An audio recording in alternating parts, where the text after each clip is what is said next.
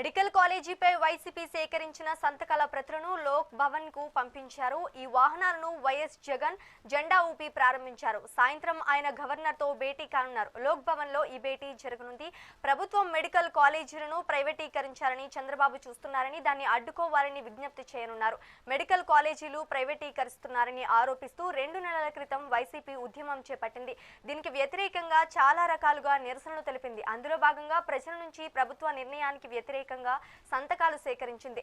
2 నెలల్లోనే 1,04,11,136 మంది సంతకాలు చేశారని వైసీపీ చెప్తోంది. వివిధ దశల్లో ఈ సంతకాలు చేసిన ప్రతులను తాడేపల్లికి చేర్చారు. ఆ ప్రతులను జగన్ జెండా ఊపి లోక్ భవన్ కు పంపించారు. ఈ కార్యక్రమంలో పార్టీ నేతలు, మాజీ మంత్రులు, ఇతర కీలక నేతలు పాల్గొన్నారు. మెడికల్ కాలేజీపై వైసీపీ సేకరించిన సంతకాల ప్రతులను లోక్ భవన్ కు పంపించారు. ఈ వాహనాలను వైఎస్ జగన్ జెండా ఊపి ప్రారంభించారు. సాయంత్రం ఆయన గవర్నర్ తో భేటీ కానున్నారు.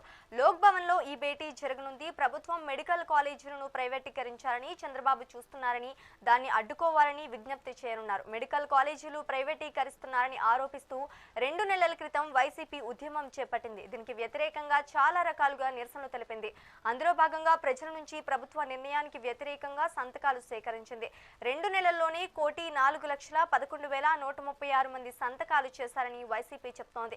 వివిధ దశల్లో ఈ సంతకాలు చేసిన ప్రతులను తాడేపల్లికి చేర్చారు. ఆ ప్రతులను జగన్ జెండా ఊపి లోక్ భవన్ కు పంపించారు. ఈ కార్యక్రమంలో పార్టీ నేతలు, మాజీ మంత్రులు, ఇతర కీలక నేతలు పాల్గొన్నారు.